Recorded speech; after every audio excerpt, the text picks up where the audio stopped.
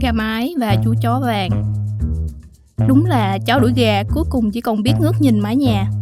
Tác giả Chong Ha Shop, minh họa Han Byung Ho, nhà xuất bản Kiken Totori. Ngày xưa, ở một ngôi nhà nơi thôn quê có một con gà mái. Mỗi ngày nó đẻ một quả trứng nên được chủ hết mực yêu thương. Một ngày nọ, chủ nhà mang về một chú chó con. Đó là chú chó nhỏ tên là Nurongi, bước đi còn loạng choạng.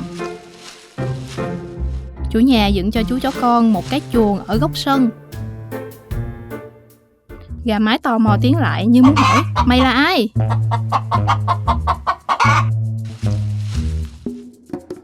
Nó chớp đôi mắt sắt, lắc lư cái đầu, sải bước đến gần.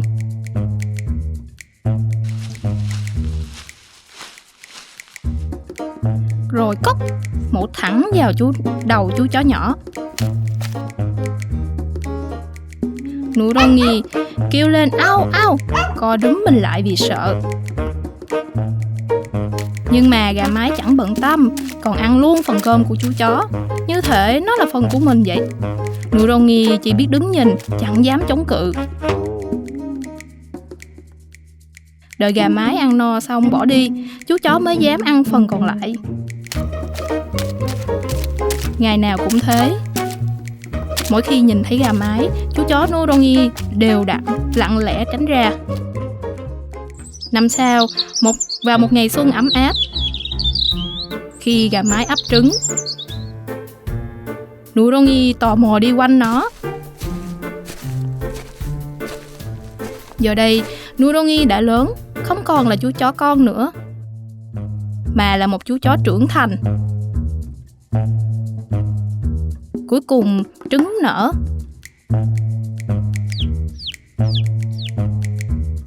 1, 2, 3, 4. 9 chú gà con nhỏ xíu bước ra. Chúng ríu rít chạy theo mẹ khắp nơi.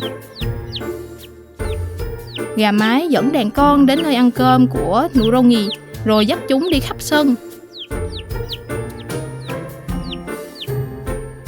Chú chó vàng cũng lon ton chạy theo. Nhưng lần nào cũng vậy, hễ chó vàng tiến lại gần, gà mái liền dương mỏ lao tới. Có một lần, Nurongi định chơi với đàn gà con khi gà mái không để ý.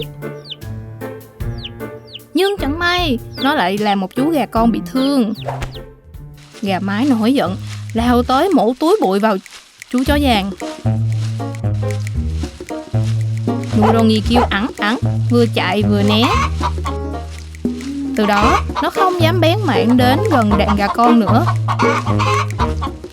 bởi vì gà mái luôn xua đuổi nó. Rồi đến một ngày, chủ nhà đem bán hết đàn gà con. Thế nhưng, gà mái lại cư xử như thể tất cả là lỗi của Nurongi, và càng trở nên hung dữ hơn. Nó bám riết lấy, đuổi và mổ chú chó con tội nghiệp. Nurongi chạy vòng quanh sân, vòng ra sau nhà.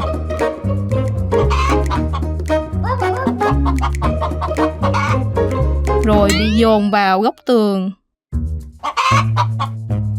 Gà mái lao tới mổ chó vàng, không thương tiếc. Nurongi không thể chịu đựng được nữa và không suy nghĩ gì thêm, vùng chân trước của mình. Thế nhưng, thật bất ngờ, gà mái sững người, nó lùi lại vì sốc. Khi gà mái tiếp tục lao tới, chó vàng lại dùng chân trước đánh vào gà mái. Gà mái ngã ngửa ra sau. Lần này, Nurongi lấy hết can đảm định cắn gà mái. Ngay lúc đó, gà mái vội vã bỏ chạy. Chó vàng liền đuổi theo, từ sân sau ra sân trước, dọc theo bờ tường, rồi lay vòng về sân sau.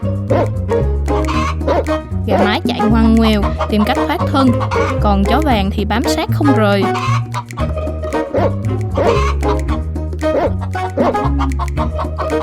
Cục tác, gà mái vừa kêu vừa chạy. Go, go. Chó vàng sủa vang đuổi theo gà mái. Cuối cùng, gà mái bị dồn vào một góc, chẳng còn đường nào để chạy nữa. Chó vàng nhe răng, gầm gừ, sẵn sàng trả thù. Gà mái hoảng sợ, co rúm người xuống đất. Ngay lúc đó, chó vàng lao tới. Nhưng thật bất ngờ, gà mái đập cánh phành phạch, bay thẳng lên mái nhà.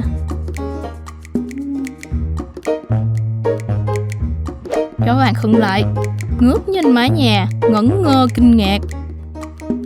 Không ngờ gà mái lại có thể bay lên.